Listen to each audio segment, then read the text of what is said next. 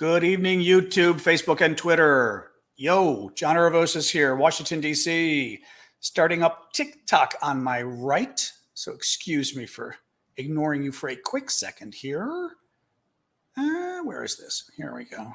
TikTok always plays with the filters, so I've got to adjust it before I go on, or I'm bright orange. And there's only one person who's bright orange. There we go. Woo! Hey, everybody. Welcome. Let folks know where you're from. I'm just looking for the first TikToker. I always like to welcome the first TikToker. It's always kind of fun. There it is. Manda Bear, you're the first. Woo! It's always exciting when somebody who's the first on TikTok whose name I actually recognize. Anyway, folks, thank you for joining us. As always, I'm John Aravosis in Washington, D.C. As we always like to start out, if folks would introduce yourselves and just say where you're from. Usually we take a few minutes because this also gives folks time to arrive on YouTube and TikTok and, as I said, Facebook and Twitter and everything else we do. I'm using the magic of my light control here. Good enough. Fill in light for TikTok. Oh, anyway, how folks doing? Ohio, Pennsylvania, England or UK. Lovely. Canada. Oh, man. St. Croix. Okay, a little jealous of you, but that's okay. At least we're getting summer-ish here. It was 80 today, and now it's down to 70, but it's actually beautiful weather. Hey, Florida. Sweden. Lovely. You're in the news today. Good stuff, I think. Scotland, Portugal. Nice. Well, once I get to Chicago this weekend, the schedule is going to have to change a little, so the daily ones are probably going to be a little earlier, so I'm sorry, Americans, and yay, Europeans, and I always get confused what the time zone the rest of you are in. Thank you for that on TikTok. You're already getting started. Thank you.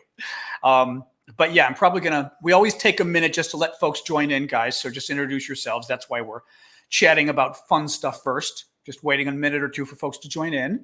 But yeah, once you go to Chicago, I am going to probably change the daily time to like 4 or 5 o'clock Eastern US, because our normal time would interfere with my dinner with my mother. And since she's 92, and it's kind of nice because like we do our thing during the day, but at night we have dinner and we typically watch TV together. So I don't want to eat into mom time. I did, however, call mom today. So she, in principle, will not be calling in the middle of the TikTok and freezing you all. She goes, when do you come on? I was like, well, today and tomorrow, don't call in the evening, and then we'll figure it out next week. But it was very funny. I said, Mom, you're famous on TikTok now for calling me and always freezing the stream. But anyway, folks, like I said, we're about to start. I always like to take a minute, just have folks introduce where you're from, if you would, because it's always fun to see where everybody's from. Always a lot of Canadians. Alaska. I'm always happy to see Alaska. Always a number of Brits, too, which I'm sure is also part of the bias. Well, I did get a haircut like 2 weeks ago, and I hate it because it's still too long. So I'm going to the lady I like in Chicago that my sister goes to, Lithuania. Perfect. And next week she's going to hack more of it off because it's just too. Bleh. Everybody likes it long. It drives me crazy. Ireland. Woo. But yeah, big news. Lots of news today. Good news. Boy, today's a good news day. I mean, it doesn't mean things aren't going to go bad. Glasgow, Scotland. Love Scotland. Oh, love from Ukraine. Ooh. Or if you're from Ukraine, nice to meet you, Ukraine. All right, guys, I'm almost ready to start here. Like I said, I've got a good news day here. Actually, I'll just do sort of general introductions. Like I said, I'm John Aravosis here in Washington, D.C. I always like to start the show by summarizing the news of the day. Wales, lovely. Oswego, wow. Anyway, I'd like to sort of summarize the news of the day, walk you through what happened, tell you the stuff I think that matters, and why it matters. The big story today is going to be that Russian ship going down. So I'm going to talk a lot about that. But there's some other stories too. We've got Finland and Sweden with NATO. That's getting more serious. The battle in the east of Ukraine, the next big battle that's going to be happening soon. Oil with the EU, whether they're going to ban the oil. Some scary words from the CIA director of the U.S. and some puppy news and some funny stuff that happened last night outside the Russian embassy in Washington, D.C. by some people who I know, but I only know them professionally, but still very funny what they did. And I'm going to do the very low tech way where I bring it up on my iPad if I've still got a battery in there and just kind of show it to you guys. So anyway, let me jump right in. As always, as I said, I'll do about 20 minutes of summarizing these stories I just told you about. We're going to talk a lot about that ship because I'm Very excited about it, but I'm excited because I think it's important. And thank you, as always, for the TikTok gifts. I was just going to say, when we get to the question and answer period, on TikTok, use the question device thingy there. I think it says Q&A maybe or something. Somebody told me the other day, use that to submit your questions if you would. It would make it easier because then I actually have them listed for me. I always love when you give me the drag look. Thank you. And on YouTube, obviously just put it in the comment box. As always on YouTube, if you are so generous as to buy a super chat question, I promise I will get to that first since you actually paid for it. And it helps me support my work because I am doing this full time at this point. As long as the war is going on, I'm going to try to do this full time. So, but I will still get to the questions that I can. It's just there's a lot. YouTube alone, or TikTok alone, excuse me. Usually you guys ask like 80 or 90 questions, which is great. Actually, that doesn't even count the questions you're all throwing here. But in the actual question box, we get like 80 or 90. So very hard to I'm become the royal we now.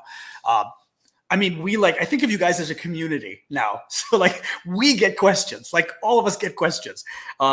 Anyway, so let's start. Let me start. And I always love the little TikTok gifts too. So you guys rock for that. And I do try to call out sort of the graphic. I mean, I notice the flowers, but I try to call out the graphics. So thank you for that too, guys. So the Moskva is gone. Thank you, Alan. We're already starting with ducks. Actually, good theme. Alan pulled out the ducks on TikTok since we're in a water theme. The Moskva is gone. That boat, that Russian boat that the Ukrainians probably sank, they sank it. It's gone. Thank you for the hat. I wanted to mention briefly first that kind of the breaking news-ish going on in the last couple of minutes is the Russians seem to have launched a lot of fighting all over Ukraine right now. I mean, a lot of bombing. There's air raid sirens going off everywhere across the country. Kyiv, literally right before I came in with you guys, Kyiv, the capital, had some very loud explosions they heard. Not clear what's going on. I would almost guarantee you this is a response to the sinking of that Russian ship. Putin is pissed, and Putin told his people, just blow everything up tonight to show them, that we're still powerful. But I would almost guarantee you that that's what's going on, that's what's going on here. So let me go through the Moskva thing, though. Very interesting. So this ship is called the Moskva, right? And you probably heard about it yesterday, that there was this whole thing. Oh, okay. Christopher, you're putting in a question early. Hopefully the mods won't let me lose it because the Moskva stuff is pretty long, just so you know. We could be spending 10, 15 minutes on the Moskva. But I've got you starred, but also if the moderators can help me not forget Christopher's question, I would appreciate it. So this ship, most of you have probably heard by now, gets hit yesterday. We believe the Ukrainians say that they sent some cruise missiles at it, and some cruise missiles they developed themselves, mind you, 2 of them. It hit it, caught fire. It was burning through the night, apparently, because U.S. intelligence this morning said the boat had not sunk overnight.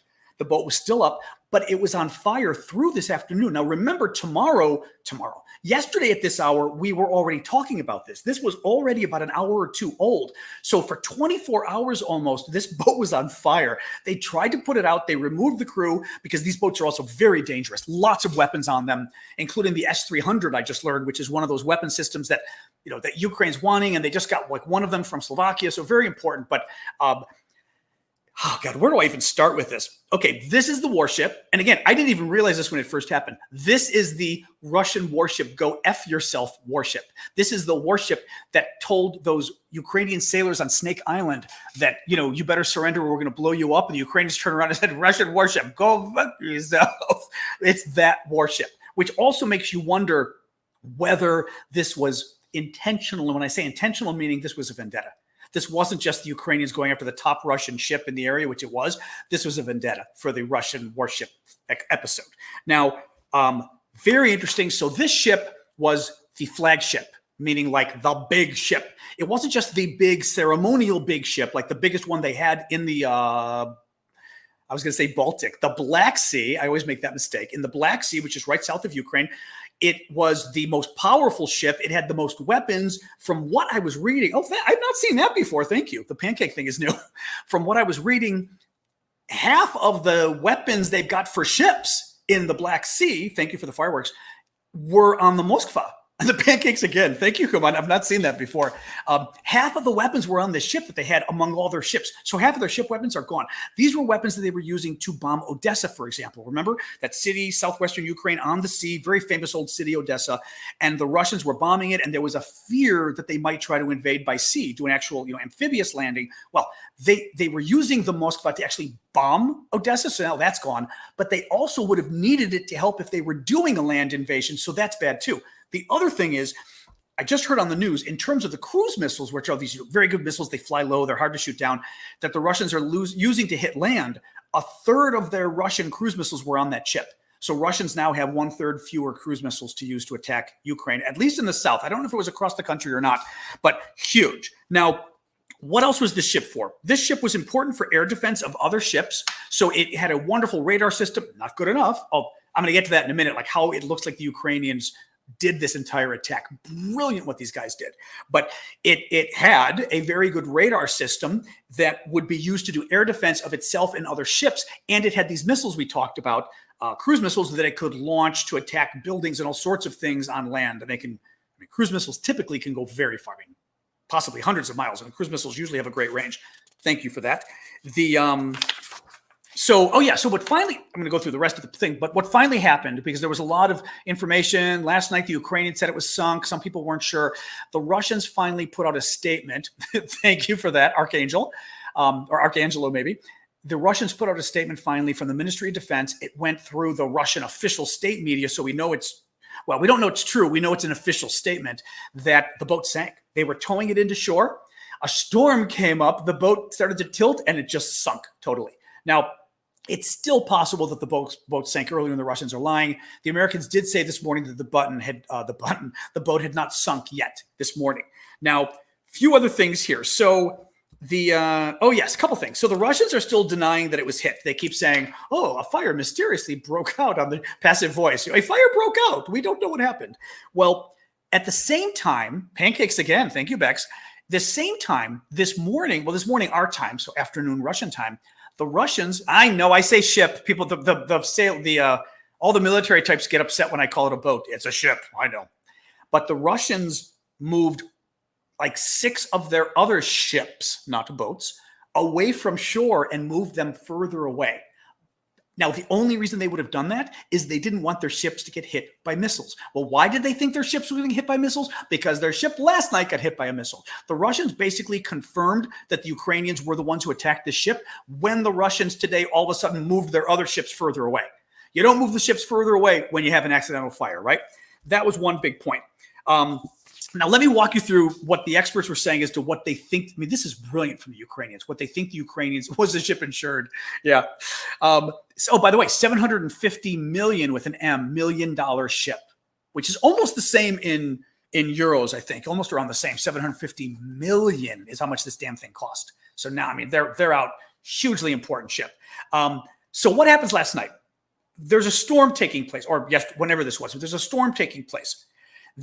It is believed, because the Ukrainians aren't talking, they're still kind of playing a coy game, but it's believed the Ukrainians used the storm, knowing that the storm was going to block out not just radar, but the satellites. So the Russians wouldn't see them like setting up the missile on shore. So they're setting up the missile on shore during a storm, thinking, and they're right, I guess, that the Russians wouldn't see it because the satellite couldn't see through. They set the missile up. Then they get a Turkish drone. Thank you for that, Gallic. They get a Turkish drone, and these are I'm going to try to pronounce this, Bayraktar drone, these rather large drones. You look at them, they're white. They look like, pterodactyls, right? Like dinosaurs. Well, pterodactyls aren't officially dinosaurs, I learned, but dinosaurs, so to speak. Pterodactyls from the ancient ages. And they used one of these. This is what we think happened. They got near the ship. All right. I'm not a military guy. I'm going to keep calling it a boat. They got near the ship. And what they did was they basically went to the opposite side. So if they were going to attack this ship from shore, here's the ship, here's shore, they went to the other side of the ship. Now, the reason they did it was the ship's best radar only has about 180-degree view. So it doesn't have 360, which is the whole way around. The good radar is only 180. So they took the drone and they put it out there, like way out there, to try to scare the ship that possibly the drone had weapon on it that it was going to try to get the ship. And basically, they sacrificed the drone. So what happens? The drone goes out there, thanks for the hat, guys, comes back, and the ship turns its radar away from Ukraine and is facing the drone, trying to figure out if it's going to attack. Well, while the good radar is looking away, they fire these 2 missiles from the shore behind it. So the good radar can't pick it up. Their radar that isn't as good is a 360-degree radar, but that radar is very low, and it really, during a storm, especially when you've got high waves up and down, the radar would get confused between the wave caps and this cruise missile that's flying close to the water. So it's going to look like yet another wave kind of thing going up and down, right? So brilliant what they did with that. The let me see what else we got here. So that was my favorite part. Oh yeah, the Russians say the crew was evacuated, over 500 men. A lot of folks are saying it's not even clear that the ship had enough boats for 500 men. Like, they don't typically have enough boats for everybody necessarily. There were explosions going on. They had to evacuate the entire ship. That means it was a dire situation. Again, from the people I was reading, the experts on this, it's not clear how they would even, basically they said, where are they even evacuating these guys to? Like, I shouldn't have even assumed they have boats. They don't have enough boats to get everybody off the ship. That's not how the boat is the boat, right? So where would they even put people? A lot of people probably jumped into the water who survived. There were reports afterwards of about, one report was like 15 or 16 guys going to some hospital or something, and another was like 50 guys. Well, this boat had at least 500 sailors on it. Where are the other 450 sailors? And one of our general, Mark Hertling, thank you for the hat, who I've mentioned before, former American general who's very good at this stuff. Hertling said earlier today, he said, do you notice they're never talking about the sailors? There were at least 500 sailors on that ship. They have never once talked about the sailors. They're never saying all 500 were rescued or we only lost 5 or 10 or something like that. They're not talking at all, which makes you think something bad probably happened. I mean, we presume something bad happened, but they're not talking, and that's always suspicious, because they'd say they're safe. Exactly. The impact on morale is going to be huge, because this was one of the big namesake ships for the Russians, their pride and joy. It is going to be great for Ukrainian morale. You know, it won't necessarily change the war entirely, but it is going to freak out other Russian ships. So now the other Russian ships are going to have to pull away further from shore. They're now going to have to worry about getting bombed. People working on these ships, I had said this yesterday, but somebody else had confirmed it, are going to be scared to death, because now you're sitting on the water in this tin can that you know the Ukrainians have weapons that can blow you up, and they're good at doing it. So now you were on the ship thinking you were the safest guy in the entire Russian army. Now you think, oh my God, they can come for me too. So you're not going to be sleeping well. Your morale's not going to be as good. They're going to make more mistakes. So like in so many ways, this was incredibly helpful, what the Ukrainians did. Oh, yeah. The final little thing I saw on this right before I got on with you guys is there's an unconfirmed report that after the ship sank. Oh, thank you for that, by the way. I've not seen that one before. That's pretty cool. No, I have not seen that one. Sorry. There was a TikTok thing. I like to thank guys when they do the cute TikTok things. I'd not seen that before. That was very interesting. Thank you. I thought that was the one that pulled the picture, but it's still very cool. There's the trip. Listen to this unconfirmed report that after the ship sank, the commander of the Black Sea Fleet, so in other words, the admiral that's commanding the entire thing down there, his name is Igor Osipov, was, quote, violently arrested. So we can only hope that's true. What was the other thing the other thing I was going to tell you, I just learned this on CNN right before I came on. It wasn't just ceremonially an important ship. It wasn't just an important ship because it did have more weapons than all the other ships there. It also was important because, as you guys had said the other day, and I double checked that it was still happening, it is. The Turks are not letting new Russian ships in there. Turkey controls the Bosphorus, this little, like the strait that goes from the Mediterranean that gets you into the Black Sea. Turkey controls it by treaty going back like 100 years or something crazy. And it's kind of complicated. Bottom line is Turkey said Russian ships aren't coming through. By law, they can do it, and they're not letting any ships. So they can't get replacement ships in there either. So that's huge. The final thing I was going to say is this ship was also used as the command and control lead. Thank you for that, Kim. This ship was how they coordinated command of all the other ships. Very likely the admiral could have been on this ship for starters. He probably was because it's their best ship. And it was just how they coordinated all the Navy ships to do the war. So they're up Creek with that as well now. So lots of reasons in addition to just finally having, yes, violently arrested, whatever that means. So in other news, Finland and Sweden, this has been getting interesting. I see online, especially the Swedes online, who I know and I don't know, some of them, have been saying, don't get ahead of yourselves with Sweden, assuming Sweden's going to join NATO. There was an article today from Radio Free Europe, Radio Liberty, which is a quasi-independent American news outlet, but they're still government funded. So they're government, but they're independent, but they're not totally independent. They're obviously American point of view. They wrote a piece today saying it's a done deal. Their sources are telling them it's a done deal. Sweden and Norway are going to apply. Obviously, they're going to get in. They think the application could come as early as May now, meaning in the next month or in a month. The only stuff that needs to be worked out, and again, I don't know if this is true, but this is what they're saying. And you see a lot of the news stories making the same assumption. Whatever it is behind the scenes, they seem to think Finland for sure. Excuse me. Thank you for that, mac and cheese. Or that's not mac and cheesy, is it?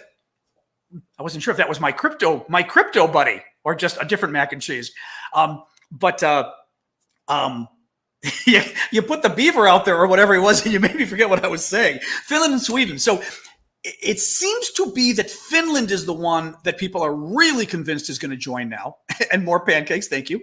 But Sweden, all the stories come out seem to be assuming that Sweden is going to join too. Now, somebody on TikTok just mentioned, sorry I didn't see your name, huge airstrike against Kyiv. I mentioned right at the beginning of the show, I just wanted to mention it, that I had just seen that air raid sirens were going off and there were very loud bombs, explosions going off in Kyiv, the capital, right as we were coming on the air with you guys, 20 minutes ago. And my suspicion is Putin is so pissed off about that boat going down. It's a boat, ship. Putin is so pissed off about that ship going down that he told them, you blow everything up tonight, or so help me God, I'm going to wipe out, all of you military guys. So I think they're going to have to blow up a lot. They might even go after government buildings in Kyiv. Let's see what happens. I wouldn't be surprised if they take out a couple ministries, because for some strange reason, the Russians haven't yet. They got a lot of cruise missiles. Remember, cruise missiles can really, do their thing. So very interesting with that. Last little point, and then I will get back to that question that was up here. Oh, I didn't even realize that. So I'm learning new things with my program that I use. I use a separate program called StreamYard for my YouTube, etc. Thank you for that, Kraya. And I didn't realize when I star anyway, I can star you and you pop up into a different thing. There you are. I found Christopher's question. Oh, this is amazing. I feel like my mother, who's 92, every day there's like some new technological thing that mom learns, and she's like, oh, I just had a mom eureka moment of technology. Woo! Any case, one of the big remaining issues is what kind of a guarantee NATO will give. Now, again, we don't know this is going to happen, right? But there's a lot of hope behind the scenes that Norway, that Finland and Sweden are joining NATO. But one of the big things they got to work out is that if they apply to join NATO, and even if NATO says yes, thank you for that on TikTok, it could still be a 3-month process before they join. I don't know kind of what the process, but it could still be several months. And basically working out some kind of security guarantee so that they don't apply to NATO. NATO says, yes, we'll start with you September 1st. And between now and September 1st, the Russians attack, saying, well, this is the last time we can attack you before NATO is going to defend you. So we work out a security deal that pretty much extends NATO's umbrella to those countries and says, nope, for all intents and purposes, they're part of NATO. Article 5 applies. And then, boom, Article 5, meaning any NATO is attacked, all NATO members are attacked. We all go to war. So that's the remaining thing to be negotiated. Now, real quick here, Christopher, hope to God I got a question. I mean, I can answer you. It is not Japan, UK, US plan. I'm not sure what, though. I also heard US, Japan forces have been exercising and Russia is not happy. Will Japan go for its islands if Russian troops? It looks like you missed part of the question, but people have raised this question before. Basically, Japan and Russia have a territorial dispute over the Kuril, or however you pronounce them, islands in the... Actually, that's not Sakhalin, is it? The Kuril isn't Sakhalin as well. In any case, islands in the north of Japan. Thank you for that on TikTok. Islands in the north of Japan, leftover World War II. And Japan has been rabble. I mean, Japan has always said these are our islands, but they've been rabble rousing since the war started. And initially, I thought it was done, frankly, at the U.S.'s request, that the U.S. Basically put Japan up to it to try to freak out the Russians, because the Russians were moving so much of their troops and their military material. Thank you for the flower on TikTok. Moving so much of the military material to the west, to Ukraine. And keep in mind, Russia is 11 time zones across, 11. So when you move stuff, it takes a long time to move it and to get back. That if you were in Eastern Russia, by China, Japan, all of that, you could cause a lot of trouble by going after some land that you believe is owed to you, because the Russians can't defend it. And also, the Russian forces are in much worse shape now. They've had a lot of men injured, a lot of men killed, a lot of their weapons, right? I mean, the economy with the sanctions. Now is an interesting time to go after Russia, although it could be very dangerous too, obviously. So in any case, I doubt Japan is going to do something like that. My suspicion is the U.S. would have told Japan, look, please don't cause more trouble. You know, we're already worried about Putin going crazy and maybe using nukes if he gets desperate and all of this. That I don't think they should be desperate. But hi, Nancy. Glad you popped in as well. Caught me. But I think the U.S. would have told Japan, please don't do anything else, because we already think this guy's like trigger. You know, he's like, what do you call it? Trigger finger or whatever, not trigger finger, but his finger's on the trigger for nuclear weapons. And if he gets any more desperate with like a war with you guys, who knows what it'll do? That's my guess. And I'll tell you a little bit more on that in a second, by the way.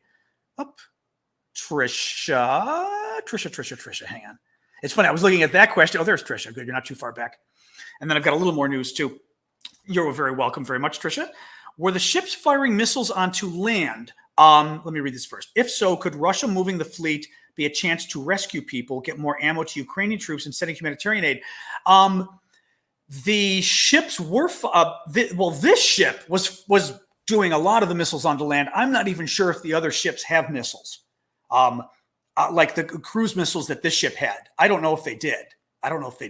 So the bigger issue is Russia has had a blockade there of Ukraine. So Ukraine couldn't get supplies. They also couldn't sell their wheat and other things, right? Because they can't get anything out of southern Ukraine now that normally would go out by sea. So the thing is, the Russians aren't evacuating. They're moving their ships back. So maybe if they were 60 kilometers, they went to 80 kilometers or something. So they're still there in the Black Sea, I think, trying to intercept the Ukrainian traffic. So I don't think they would have let in aid. I don't think so. I mean, they're still not letting it in anywhere else. Now, having said that, some people bringing in aid ought to say, we're bringing in food. And if you're going to go to war with us over us bringing in food, bring it on.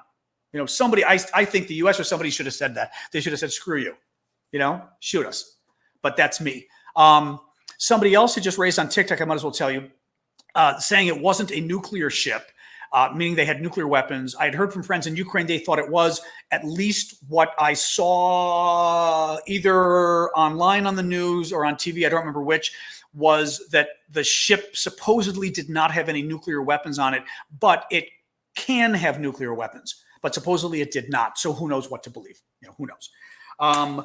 The battle in the East, as I said, the new weapons America promised apparently are going to be very effective. A lot of the generals I like watching on the news were very excited about what's coming in. Artillery, big deal. Kamikaze drones, big deal. These are the drones that have like munitions, explosives in the front, and they literally you drop it in using a game control, in essence, like a screen, and you can attack individual people. You can attack tanks if it's a big enough drone. They have different sizes. Very helpful. 300 of these are coming. And the attack helicopters, I don't even remember if the attack helicopters might have been the most important. I was watching the general right now, colonel, talking about this, former colonel, and he was saying that the drones, I think he said, were most important. The attack helicopters were second most important for right now. And then the artillery was the third most important. But they're still all three very important. But if you had to pick among the three. Now, one concern is how long it takes to get there. A previous huge aid shipment the U.S. had, I just heard today, took a month to get there. Ukraine can't afford for this stuff to take a month. So we've got to see kind of what happens next with that. I don't know. Lots of questions. Everybody's asking questions now. Harvey. Hold on, Harvey. I'm going to sip of water and we'll jump in. BBC. You're always ahead of me with the BBC stuff. When I go to the BBC site, I never find interesting stuff. Harvey always finds interesting stuff on the BBC. I go and it's a bunch of videos and I'm like, I must be looking at the wrong page. BBC's reported that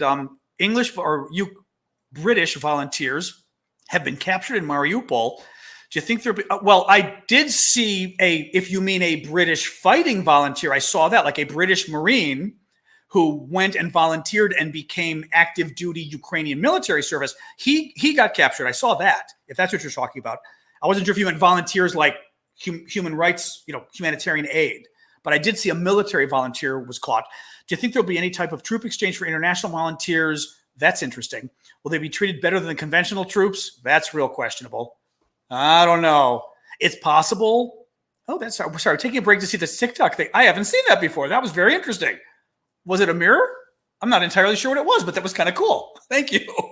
Sorry. Interesting thing on TikTok. They could be, well, first of all, they're really ticked at the West. So they could be really ticked at the UK because they suspect the UK probably helped them blow up the ship and do lots of other things, right? And they're ticked that we are fighting a proxy war with Ukraine, that we're basically not with Ukraine, via Ukraine, that we're basically at war with Russia anyway, but we're doing it through Ukraine. It's almost like we're a video game and, Ukraine is our character. Basically, we're providing a lot of the weapons and a lot of the money. Ukraine's doing the fighting, of course. Although that missile was a Ukrainian missile. They developed it, which is kind of fascinating, the one that they blew the ship up. So kind of cool. In any case, so they could go both ways. They could be really pissed at Westerners, or they could have orders and say, you know what?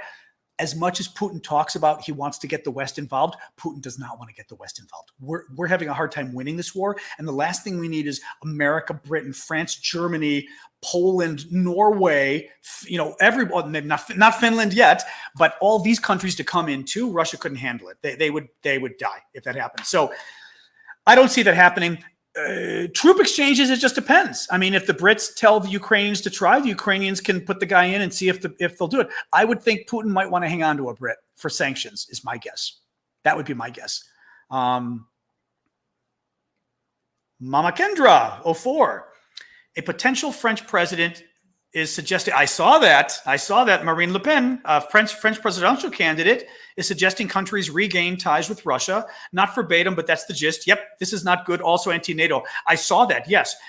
Marine Le Pen, who is let's step back. France is in the midst of their presidential elections. The way they do it, which is an interesting way actually, is if nobody gets 50%, then the top two people have a runoff like 2 weeks later. It's the weekend of the 24th. So is that 2 weeks, 3 weeks later?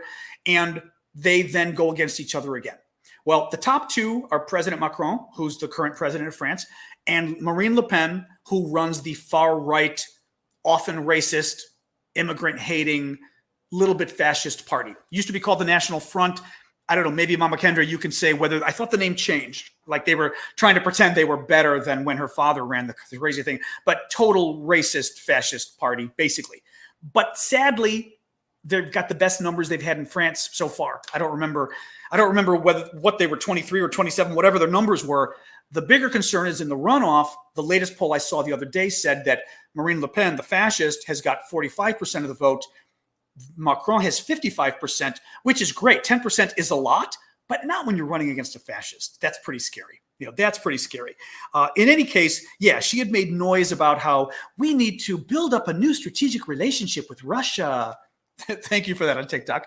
With Russia after the war is over. And Russia's in the middle of doing all these war crimes and crimes against humanity. And this woman is talking about how all the good things we can do with Russia. Once this little thing, once these little crimes against humanity are done, we can go back to having a fabulous relationship. Yep, she's also anti-NATO. She's a lot of trouble. She's very dangerous. Hopefully she doesn't get close to winning.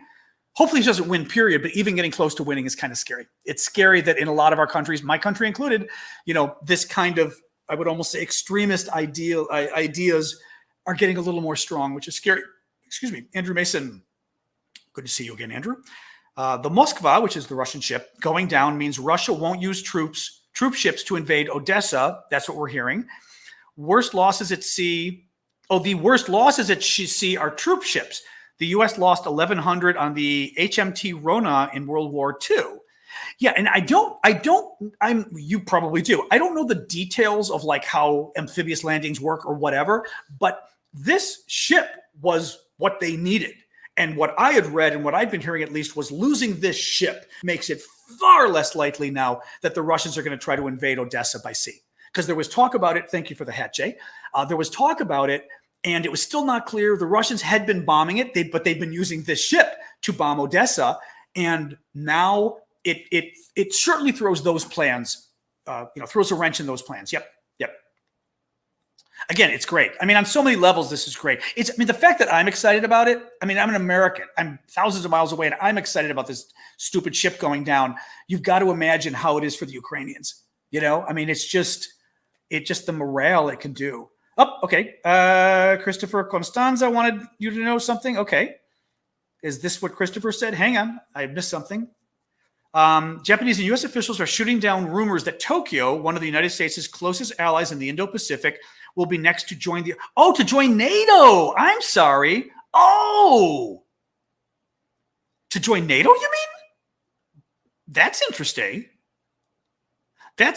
Well, it's funny we say that, because if that's what he meant, I had heard that, I was reading up on this, and anybody can because I was thinking NATO was kind of America and North America and Europe, that kind of a thing, because it is the North Atlantic Treaty Association, right? So it's the North Atlantic, it's America, Canada, and Europe.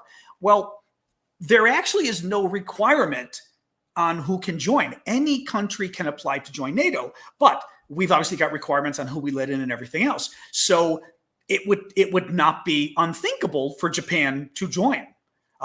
Japanese U.S. officials are shooting down rumors. Okay, so Japanese and U.S. officials are saying, no.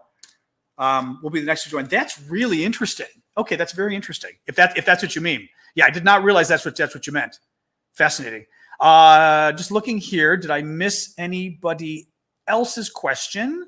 Otherwise, I'll finish let me just look really quick. I'll finish my substance here, and then we can go to a TikTok question too. Yep, Moskva going down. I'm just doing a quick look here to make sure. All right, I don't think I missed any of you guys. I got Harvey. Okay, and thank you for the crown. I always wish the crown was higher. I would do the crown ball for you guys. What else we got? Yeah, Ukraine reportedly hit another Russian town. The only thing is, it's the Russians claiming it. We haven't heard anything else, but supposedly they hit something. Of course, the Russians are saying, oh, they bombed residential buildings. They didn't bomb residential buildings. That's what the Russians do. Thank you for that on TikTok. But nonetheless, we don't know what they did if they did take it inside again. The European Union, thank you. And the origami, thank you. The European Union is considering an oil ban, which is very interesting because a lot of other countries like Germany are not on board with this, but they're drafting up a draft proposal, and apparently they're not going to sort of debate it between the various countries to negotiate a possible proposal until after the French elections on the 24th. Because they don't want to do anything that gives any kind of xenophobic fear about inflation, fear about prices, etc., to help Le Pen, the basically fascist candidate. So that was kind of an interesting development. I've got an interesting story, and then and then two fun stories. Oh, thank you for that. I'd not seen that one before, actually, on TikTok. Thank you. The interesting story is, because this ties in with the MiGs, I think. Remember those Polish MiGs fighters jets that Ukraine wasn't able to get? And we were all kind of ticked off about it. Thank you for the origami. So listen to this. U.S. CIA director today says Putin's, quote, potential desperation to extract a semblance of victory in Ukraine could tempt him to use a tactical or low-yield nuclear weapon. In other words, if things go so badly for Putin, he's going to be so desperate to be able to claim some kind of victory that he could use small nuclear weapons to try to attain them, so he could finally say, yes, I destroyed their entire government, or whatever it is, right? What is interesting to me is that could answer the question last night. Remember, we were a couple different times, not just last night, but a couple different times during these lives, I have talked about how it didn't make sense what was going on. Thank you, Christy, for that. It didn't make sense what was going on in terms of why we were so freaked out about giving Russia the MiGs, right?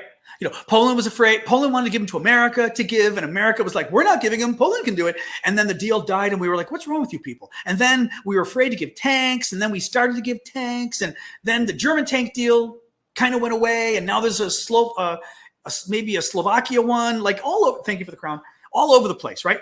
And I was saying that I almost wondered whether Biden got some kind of a CIA briefing saying Putin is either a CIA briefing saying Putin is going to use nukes, or the Russians themselves called up and said, we're gonna blow up Poland if you give us these planes.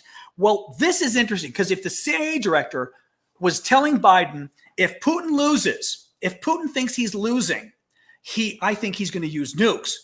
What does that mean? That means Biden isn't going to do anything that's going to cause Putin to lose. And what does that mean? That means the U.S. is going to prefer a stalemate and not necessarily help Ukraine win. I mean, this is not good stuff that I'm thinking is going on here, but it is the logical continuation of this. If the CIA director says, if Putin thinks he's losing, they are afraid he's going to use nukes, which is similar to what we'd heard before anyway, but to hear the CIA director confirm it was interesting, then that's what Biden was told. Biden was told, basically, if you give Ukraine too many of the good weapons that it needs, Ukraine could win this. And if they win this, the Russians might do something. Now, the problem is we can't afford to have Russia win this anyway. As a lot of people are saying, this is, the Soviet Union comeback. Russia wins. I think they're going after Moldova. They might go after Poland. They may go after the Baltic states. I mean, who knows they may even try to go after Finland and Sweden before they join NATO. I mean, who knows what's next? And if Putin is truly somebody who we think could use nukes, and I'd argue this before, then we got a bigger problem than just this war. If we think for real Vladimir Putin would use nuclear weapons if he's losing. And I don't mean losing as in losing his country, right? That's one question. Like literally we're about to take over Moscow and overthrow the Russian government. That's not what we're talking about. We're talking in this war on his border, if he doesn't get to save face and do something to show people back home how good he is, he's going to use nuclear weapons. That's insane. But if that's who this guy is, we've got bigger problems than just this war, and maybe we need to think twice about letting him win. Oh, I trust the CIA. I absolutely trust the CIA on this. Absolutely. As my dad once told our Greek relatives, I wish the CIA was as powerful as the rest of the world thinks it is. Yeah, I don't, some history there, but I trust the CIA, obviously. For this kind of stuff. In any case, very interesting, but just keep it in mind because I think that ambivalence we see from Biden, I complain about it. As somebody who generally likes President Biden, but I complain about what I see as ambivalent. For example, Biden now, the U.S. has been talking for 2 days about should America send somebody? Should America not send somebody to go to Kyiv to meet with Zelenskyy, like the Baltic states did, like Poland did, like I think it was Slovakia, Czech Republic, maybe Slovakia, I forget now. But all these different countries have come now and met with the Ukrainian president. We have not. Biden had the chance. He was in Poland. I said at the time, he should have gone across the border. It was stupid for him not to do it, as far as I'm concerned. But now you've got the administration trying to decide, and this is what drives me nuts. And this is where we come back to this weird thing of him being a little afraid, I think is what the CIA told him. The U.S. and of course, the U.S. is telling the media this. So the media has been reporting for 2 days in America now. Well, the Biden administration is trying to determine if they want to send any high officials to Ukraine, but not the president. So you're going, oh my God. So it's not even the president. It might be a high official, but they haven't decided if they're going to send anybody at all. And you're going, and then Biden today gets asked by a reporter, would you go? And he says, sure. So you're like, what? There is it's not two-faced. It is like there's two sides of the brain and somebody did surgery and cut them in half. And we keep getting this from the Biden administration. Part of it is, hell, maybe a lot of it is what the CIA guy said, CIA director, which is they're afraid of Ukraine winning because it could cause Putin to go nuclear, but they know Putin can't win either because then it emboldens him to go after the rest of NATO. So I think it's causing a lot of goofy policy. Okay, two last fun things. One, and I pulled up both of these videos so I can hopefully show you. One is the foreign minister of Ukraine. Let me get this. The foreign minister of Ukraine adopted a puppy. The puppy's name is Marik, like M-A-R-I-K. I'm going to show you. They found a pregnant dog in Mariupol. Mariupol, the town in the south that's getting just the bejesus beaten out of it, right? For a month now, the humanitarian aid can't get in. Well, they were able to get in at one point. They got this dog. Dog comes out, has the puppy, looks like a bulldog. They had puppies. So he saw the puppy. He was like, I'll take it. He's got two dogs already. He said, I'll take it. Names it Marik, which is, I guess, the nickname Ukrainians give for Mariupol. This puppy is absolutely freaking adorable. Let me just show you really quick. Actually, I'm going to try to put up this. I don't know whether there isn't much sound. You just hear him at the beginning call the dog. And the best part is the dog knows its name. But hold on. Oops.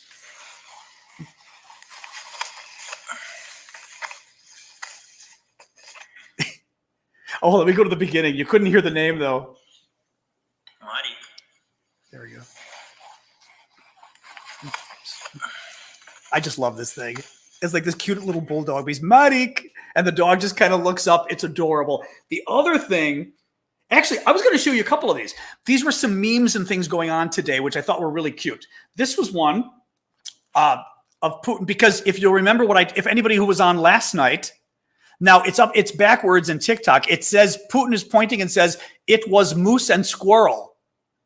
Now, last night I was telling people about a very famous American, somebody had reminded me on here, a very famous American TV show for kids called Rocky and Bullwinkle. And it was about a flying squirrel, a squirrel that flies, and a moose, like big horns, and a moose. And the squirrel and the moose were best friends, and their arch enemies were two Soviet spies named Boris and Natasha. And their boss was fearless leader. And they all, and Boris and Natasha talked with a typical Soviet accent, which was, we are going to cause big trouble for moose and squirrel. We are going to cause big trouble for moose and squirrel. But it was big trouble for moose and squirrel. I've got to pull up at some point to show you guys. Well, we were talking about this and how it was a reflection of the relationship and the perception of Russia back during the time of the USSR. And I was talking about how a whole new generation now is getting an introduction as to why people of my generation and older are so not like, we never liked Russia because we saw this behavior before. But anyway, I love that the moose and squirrel thing came up because I just told you guys last night. This was another one. This was obviously based on the game Battleship. And instead of the normal little things, they put the Ukrainian flag one, which I thought was cute for the You Sunk My Battleship. Oh, this was another really good one. If you can see, yep, I'm trying like this. It's a Ukrainian tractor under the water pulling the boat with a hole in it, which I thought was really neat. But it was also really nicely drawn, which is cool. This is a good one. So this one, I don't have the stamp, but you may have seen pictures of a Ukrainian stamp in the last few days. And it came out right before they sank the boat, I think, actually. And the stamp was commemorating the go F yourself incident with the boat, right? When the very boat that sank, the Moskva, was attacking Snake Island and told the soldiers, turn yourselves in and we're bombing you. And the soldiers said, Russian warship, go F yourself. Thank you for that on TikTok. That is the boat that the Ukrainians sank. So the Ukrainians did a stamp showing a soldier on the shore giving the middle finger to that boat. Well, somebody turned around and then designed this, which I think is, I'm trying to get it so like both of you don't have too much. So that's the boat sinking Titanic style. And the person, it's the exact same drawing. Actually, maybe it's the same person who did the drawing, but I thought that was great. Now, the final one I'm going to show you is somebody I know in town, but I only know him professionally. He's not a friend. I've met him at parties and things, but Ben Wittes he works at a big American think tank called the Brookings Institution.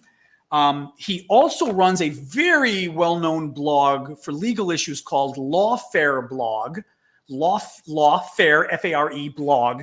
Very famous here, very high-quality legal analysis of big sort of political Supreme Court decisions, although most of them are probably pretty political.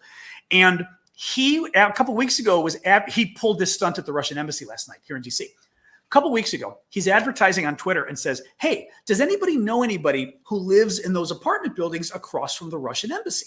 Now, D.C., for some reason, has like two Russian embassies. It's a little weird. One of them is this sort of ceremonial one on 16th Street, right north of the White House. Thank you for that, by the way, on TikTok. The other one is this whole compound where the Russians actually live and everything that's up on Wisconsin Avenue. It's very large. Well, Wittes and his buddies positioned themselves outside the Russian embassy, and they're going to project a Ukrainian flag on the embassy. Well, what I noticed watching it right now, you're going to see, if you look closely, there's already a Ukrainian flag on the bottom part of the embassy.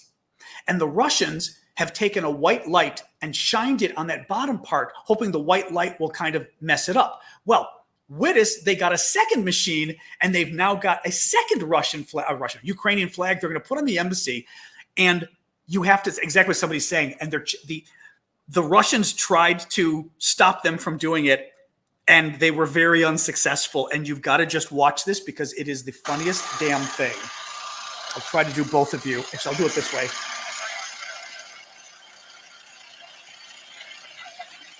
So it's starting to enter the Russian embassy, and they've got the white light where they're trying to stop it. They're trying to drown you out. They're trying to drown you out. You see that? They're trying to drown you out. That's gotta be. They gotta be the Russians. They're trying to drown you out. There's a Russian embassy. And they're moving the flag like it's a cat and mouse chasing each other. Look at this. You guys are communicating back and forth. There we go. Look, the Russians are trying to do it again. Yeah, they're drowning you out, buddy. Oh. That blew my mind. That was so. They're literally. Oh, it's still going. They took the flag, and since the Russians were following it with a bright, you have to see it. I put it on TikTok so you can see the better video. But the Russians were trying to follow it with their light to make it up. So as the Russians are following it, they're taking the Ukrainian flag and they're going like this, as though it's like, the cat kind of. Oh, it's the funniest damn thing you've ever seen. And then they returned at midnight and they did it again. They were streaming it live on TikTok. So I was going to bed and I saw, he goes, "We're back," and they were doing it again.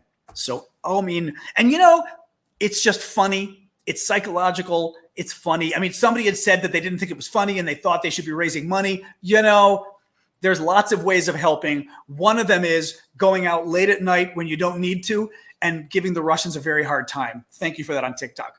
I just thought that was the most wonderful thing.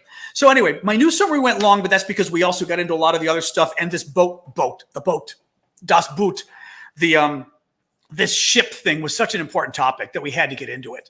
So, all right, guys, we're here. Don't worry. We're going to do the question and answer now. Just to remind folks, I'm John Aravosis. I'm in Washington, D.C.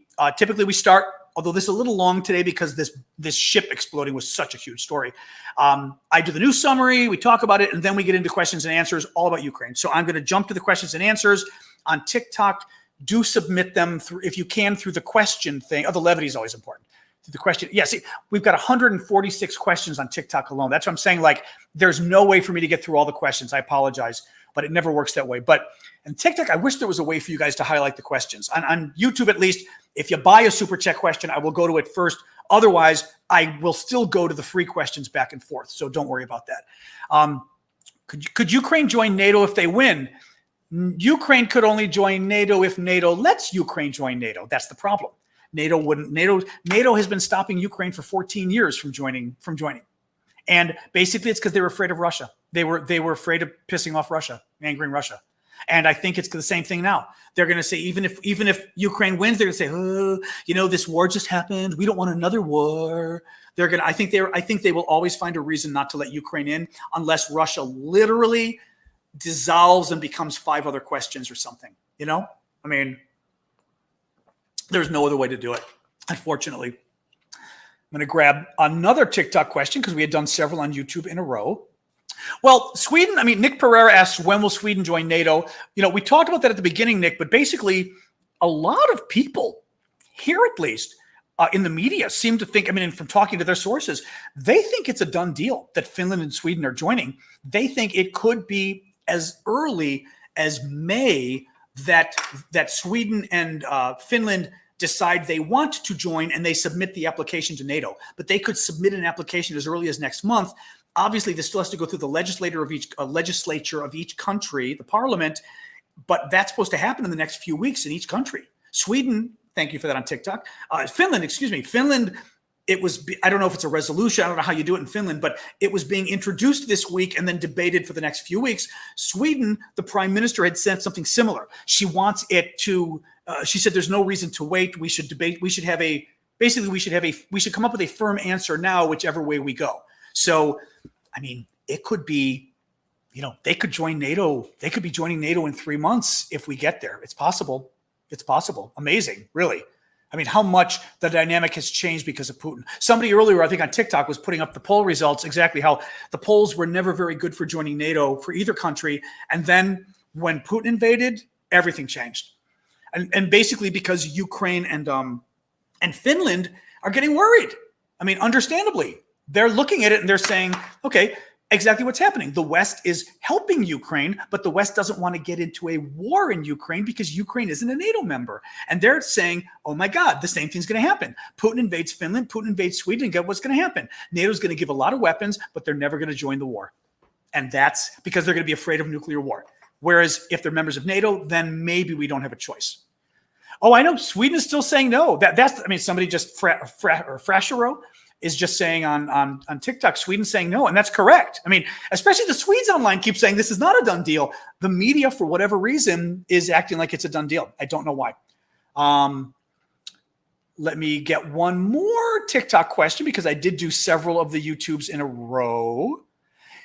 You know, is Putin dying? Nobody knows. I mean, there's been a lot of rumors about him being ill. There was a news report that he had a thyroid cancer doctor, right, an oncologist for thyroid, which is the gland in here, or organ, whatever you call it, the gland, I guess, that visited him like 36 times over 5 years, which sure sounds like he would have thyroid cancer if it's true. There's other rumors that he's an alcoholic, that he, and basically the alcoholism is affecting other things, that he's been taking steroids because he had COVID and it could have caused lung damage, and long-term use of steroids is also very dangerous. So lots of different, Mariupol cannot be supplied by the sea because the Russians have got the whole coastline, boycotted, embargoed, so to speak. They've got their ships there. This is also the problem in Mariupol. I'll put it up though, since you asked. This is also the problem with, and I'll go to TikTok next. This is also the problem with Mariupol in terms of the actual troops that are there. Those poor Ukrainian troops are surrounded. I mean, they're fighting, but they're surrounded on all sides. They can't get out, and they can't get out by sea because the Russian boats are there. So it's a really bad situation, but that's also why it is. The thyroid gland is an organ. I guess it is a thyroid gland. That's true. It's called the thyroid gland. So it is a gland. There we go. All right. I will jump now back to TikTok. I did 3 or 4 of you guys in a row. I mean, on TikTok. I'm sorry. On YouTube. Yep, thyroid cancer is super survivable, folks are saying. Any other questions here? Otherwise, I'll go back to TikTok since we've got 150 of them there. Oh, it will. Yeah, I mean, Amanda asks, won't letting Sweden and Finland into NATO piss Russia off too? Oh, it will. It will. Well, and that's part of the whole problem with this whole thing, Amanda. And this is what ticks me off about the whole issue with the MiG fighter jets from Poland. We keep playing this game of, oh my God, we don't want to make Putin angry. Well, at some point we have to make Putin angry if we're going to defend our countries. You know, if we're going to defend this is why I said from the beginning that it was a BS argument. It was a bogus argument from NATO saying this whole thing of, you know, oh, if we get into a fighting war with Putin and he's cornered, then he's going to use nukes. Well, why wouldn't Putin then use nukes if he attacks NATO? Because if he attacks NATO and he's losing, what was the quote from the CIA director? You know, if he's desperate for a victory, then he'll use nukes. Why wouldn't the same thing happen? Right? So why wouldn't that mean that if Putin attacks NATO, we should just let him win? Because, oh my God, if he starts to lose, he's going to use nukes. I mean, it's a goofy. To me, it's not just crazy logic, but it's logic that takes you down a path of always saying Putin has to win. And if Putin doesn't win, he's going to go nuclear, so we must always let Putin win. That's stupid. No, I'm with you. Letting Sweden and Finland in will piss off Putin. Yeah. I think NATO needs to kind of figure out like who it wants to be when it grows up, you know? Let me just see, because it was interesting. Mosaic Crone, if these countries join NATO, meaning Finland and Sweden, how insulting is that for Ukraine that the others get fast-tracked in first try? Of course. And Ukraine's the reason. Actually, even more so. It's like they only want Ukraine to be the buffer zone. That's exactly right, though. Exactly. Ukraine's been trying to join NATO for 14 years, can't get in because we gave all sorts of funny excuses. Oh, your military is not good enough. Well, clearly their military is good enough. I mean, my God, right? You aren't a good enough democracy. Well, now their democracy is pretty good. So like all of these kind of things don't go. Now we kind of admit, well, it's because we're afraid of Russia, right?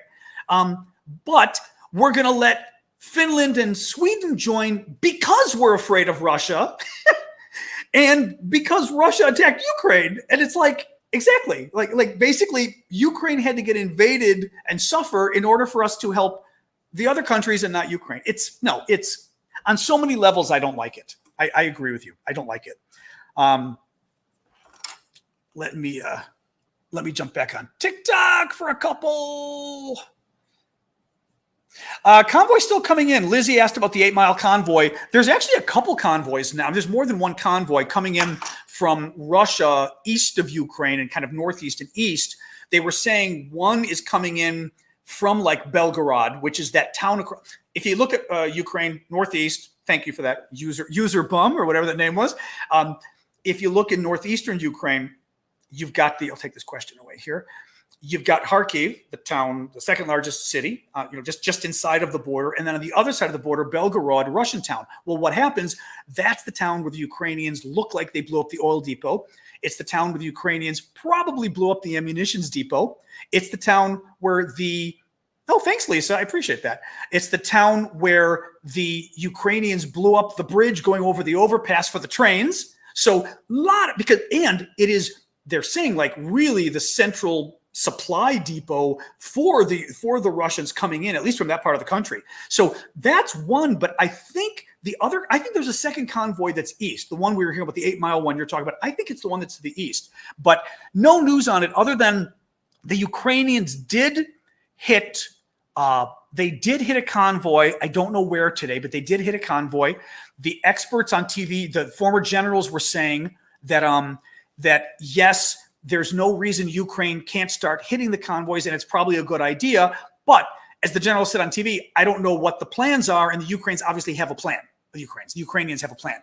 But what he said was interesting because I had not seen this enough before. What he said was, remember that 40-mile long convoy, the one that got stuck forever? Well, he said that I'll remove this question now. What the Ukrainians did, which is kind of what I suspected, but I wasn't sure, that the Ukrainians came in with that 40-mile convoy, the one that was coming down to Kyiv that they blew up, and then it hurt all the troops. All the Russian troops were decimated because they didn't get their reinforcements of water, food, ammunition, everything, right? So that convoy, the Ukrainians blew up the first couple trucks. And I learned this at the beginning of the war. A military friend was telling me, but it's exactly what they did. When you've got a convoy, you blow up the first couple trucks because then the entire convoy stops and you've got burning trucks on the road. So now everything stops. The cars have to kind of try to get around, but how do you get around when you've got ditches? Vehicles can get stuck. So the entire convoy gets stuck. Then you bomb the last couple vehicles in the convoy because you stop everybody from backing up. So now you've trapped them. And then every day you just pick off different trucks as you want. And that's what the Ukrainians were doing. They bombed the beginning of the convoy and stopped it entirely. Thank you for that little rainbow flag, by the way, too. So very, very interesting. Very interesting what they did. Okay, that did pull up. I just pulled it up anyway, Ray. I didn't mean to, but what the heck? The question's up, and then we'll get to. Is it Harvey's or who is this here? Harvey's. Then I'll get to Harvey's next question. So, why is the Moskva sinking important? The rest of the fleet has much less anti-ship and air defense. It's important because, first of all, it's psychologically important. It is their flagship. It was their number one ship. It was more powerful than any ship they had in the sea in that area. And they can't get any more ships because the Turks have shut it off. So it was their big powerhouse and it's gone. And it's named Moscow. It was the command and control center as well. So it's where they were using to control all the ships in the area and coordinate. That's gone. The entire thing. So all their coordination is gone. Everything's gone. It's obviously embarrassing as hell. That hurts Russian troop morale. It also hurts morale at home because people go, they blew up our ship. What's that about? Right? Everybody on all the other Russian ships is scared as well because they're going, oh my God, we could be next. I thought being on a ship was safe. It's not. So their morale is worse. And for the Ukrainians, I'm excited about the ship blowing up. The Ukrainians are like, yeah. So, and we had discussed, you may have come late. We discussed this earlier a couple times. It also means it's much less likely that the Russians are going to attack Odessa now. They may bomb Odessa, although they just lost a third of the cruise missiles they needed to bomb Odessa. But they're also, it's thought, much less likely now to have an amphibious landing to try to take Odessa, which is southwest Ukraine. It was on the Russians' table of what they wanted or on their menu of what they wanted. But because of this, it's much less likely. So a lot of tactical reasons, or strategic reasons, but also philosophical reasons in terms of, not even philosophical, psychological reasons why it's important. Javi, opinion on Russian state news agency RIA Novosti without a trace of irony using the word they did not. Solution of the Ukrainian question. Oh my God. Email me that one. Are the Russians attempting to indoctrinate their citizens into condoning genocide? Well, we know the Russians are indoctrinating their citizens into condoning genocide. What is weird is that they would use, German terminology from, thank you, Tyson-Ann, that they would use German terminology from World War II. I'm trying not to use the N word because sometimes it gets upset with YouTube and TikTok when we use that, so we don't use that word. The word that not seeing word. But that's really interesting. Solution of the Ukrainian question. I mean, one thing that they were doing today, for example, they've now switched not just from the Ukrainians being not C's, but also that they're Satanists. That was today's argument, that they're literally like in cahoots with the devil. Now, this is, making it more of a religious war, right? But also, and mind you, Easter's coming up for all of our faiths, for all the Christian faiths. So Easter's coming up. They're making it more religious. And it's one more step, thank you for that, to not only dehumanize the Ukrainians, because like quite literally they're in league with Satan, but it's also another reason why you'd kill them, because, you kill people who are literally in league with Satan, right? God smites them, right? I mean, so yeah, no, I think Russia's absolutely condoning genocide. The only thing is using, the H person's language seems to be a really stupid way of doing it. That I don't get. I don't get that at all. Just make sure I didn't forget anybody here. Oh, thank you for my crown. All right, I don't see any question that I lost. All right, let me go and jump. Thank you for the base. Even though I'm not a baseball fan, I appreciate the baseball hat. I do like my Chicago Cubs, though, because I'm from there and I grew up. They were my team, not the Sox, but the Cubs. Although, obviously, if the Sox win, I'm happy. Yep, massive attack in Ukraine tonight. Yep, Marit Schonbaum is asking. Yep, we heard about that right when I was coming on, actually. There was the report of large attacks across the country, big bombs going off in or near Kyiv, especially the capital, but nothing. We don't know anything about it. I mean, literally, it started probably minutes before I came on. I put on CNN, and CNN didn't even have it yet. It was on Twitter that I was seeing the reports, because I follow a lot of people, military, political people, and Ukrainians on Twitter, and they were literally talking about it, which was interesting. So, yes, we should worry if Macron loses in France, because A, they're far-right authoritarian party, which is bad, autocratic party, but also they're anti-NATO, they're pro-Putin. There's a lot of things wrong with that woman and her party. Serbia, I don't know what's up with Serbia. What is Serbia doing now? Somebody said, do you think Serbia may face sanctions? Serbia needs to sort of get over itself and become a big boy and girl in Europe and stop doing this stuff, because they keep loving to. I mean, I know they're like still big fans of Russia, but get over yourselves. I'm sorry. They tried to commit a genocide and they got caught, or at least ethnic cleansing, and they got caught. Get over yourselves. No, the Serbia thing I have no tolerance for. And it's also, just like Russia, it's setting them back. Oh, I knew you were going to ask this. Shauna, because I still haven't watched it. I was out with my friend Marion and her family today, who may be watching. And she was telling me it was a great interview, which I assumed it was, Zelenskyy on 60 Minutes, which is a big American investigative TV show. Been around for 50 years. Very good show. But she said it was an excellent interview. So, of course, you were going to ask me this. I did not see it. I mean, I'm curious. Feel free just to weigh in the comments. Weigh into the comments about why you're questionable about it. That's interesting. Because at least from what Marion said, or Marion thought it was excellent. I'd be curious why you thought it hurt him. I do have to watch it. It's this thing like when I'm done with you guys at night, I just want to veg, because I've been doing this all day and then I'm doing this for like an hour and a half. So I don't really I try not to put on the news at night. I'm going to probably do it now because of Ukraine getting bombed. I want to make sure what's going on in the news, but otherwise I've got to kind of put it on during the day when I've got it. So I don't know. But like I said, feel free to jump in and maybe say why you don't have to buy a question. Just put your question in here again as to why you think. And if I miss it, moderators point out her follow-up explanation as to why she thinks of mixed feelings about this. Missed question below. Thank you, be kind. Turtin Overlord 4. I apologize for missing your question. Is Russia actually going to use nukes? If so, how will NATO and the U.S. respond? That's the question. Okay, a couple different things. There's nukes and there's nukes. Unfortunately, there might be a difference, meaning you've got the small nukes. It sounds crazy to even say small nukes, but they exist. They're called, tactical nuclear weapons or whatever, or I think I've even seen strategic being used, but basically meaning they are small. I mean, they're small nukes. They can still kill thousands of people, if you drop it in a city, but they're more meant for the battlefield, right? For example, in Mariupol, right? They would, I don't even like talking about this because I don't want to get in trouble on like TikTok and YouTube, but also it creeps me out to even talk about it.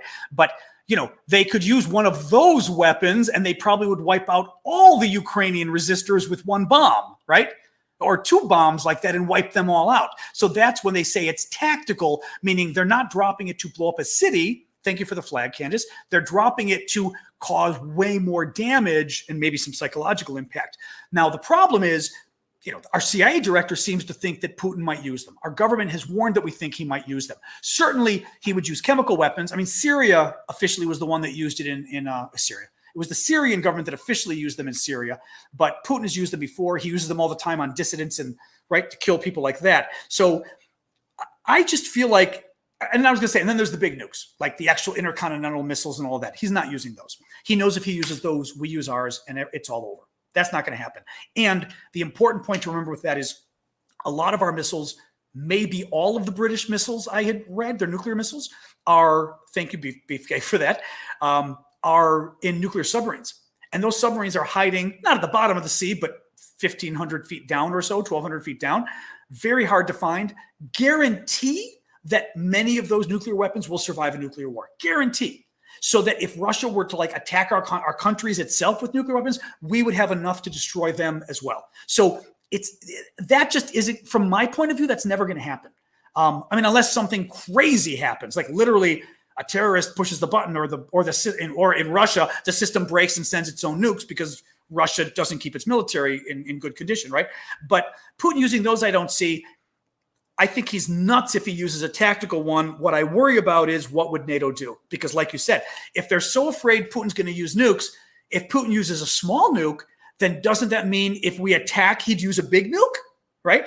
So we're still in this game where we're afraid of the guy. So almost to some degree, if he were to use a nuke, we'd be even more afraid because, oh my God, he's doing what we're afraid he'd do. We don't want to fight him. I don't know. I'm not sure how the U.S. and NATO would respond, and I don't say that in a good way, meaning sometimes it's good for your adversary not to know how you'll respond. With China, the U.S. has this position with China and Taiwan. It's called strategic ambiguity. And the idea is that China doesn't quite know what the U.S. would do if they were to take Taiwan and all of that. So sometimes it can be beneficial. Sometimes it gives a sense of weakness. And I worry in this case it may promote a sense of weakness where Russia's going, not only do we not know what America would do and NATO would do, it's not clear America and NATO would enter the war if Russia used nuclear weapons. That's a bad ambiguity. It should be made clear that if you use nuclear weapons, we're entering the war, period, right? Because then he won't use them. But we don't want to say that. We just want to say there will be serious consequences. No, I don't know. I don't know. I don't think we've been handling. I mean, again, Biden's done a great job. Europe and Biden and Japan and everybody pulling together has been amazing, but I'm not impressed with sort of the ambiguity thing. I think it causes trouble. All right. Well, I think I'll try to go till maybe 20 after, so maybe another 7 minutes, guys. I know.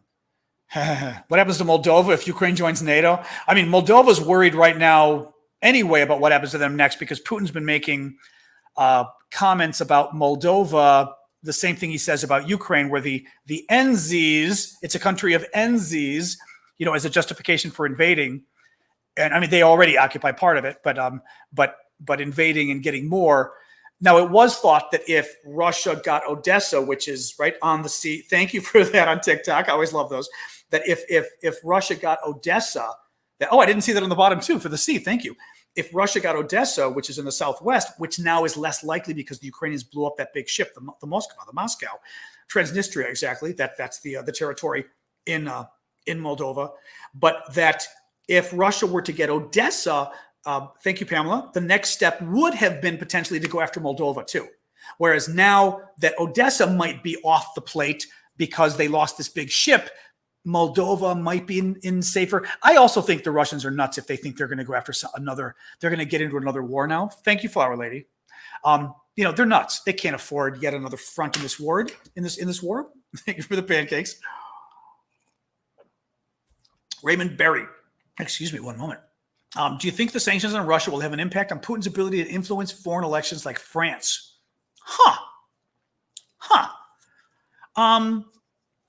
I don't know. Maybe money-wise. I don't know whether technologically it influences because, it hasn't stopped them from coming on TikTok and annoying us. That's for sure. Financially it hurts them. And this is by the way, I didn't even mention this.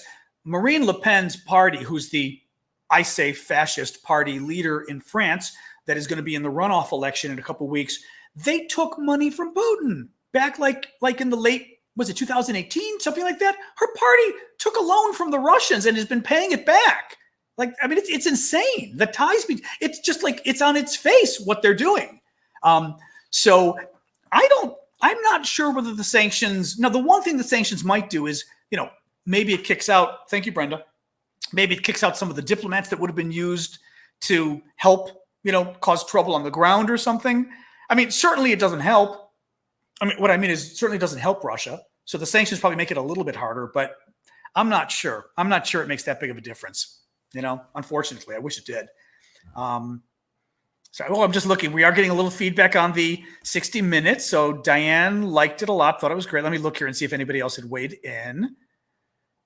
James Glidden. We're talking about the 60 Minutes interview with Zelenskyy. Zelenskyy did amazing, but I think the issue anyone would have is that he stated the world is to blame. He said the world is to blame for the lack of real response. That has been his position for a while. It's thanking, but saying you're not doing enough. The hard part is that's kind of his job. It's his job to say you're not doing enough. But I agree with you. Sometimes it comes across and you're kind of like, even for me, when I think our country isn't doing enough, it's a fine line. It's a fine line. I did see that Germany seized an oligarch's yacht. Yes, I did. I don't sort of report on the oligarchs every day, but I did see that. Yep. Shauna, here we go. I'm afraid 60 Minutes didn't do enough and downplayed the issue.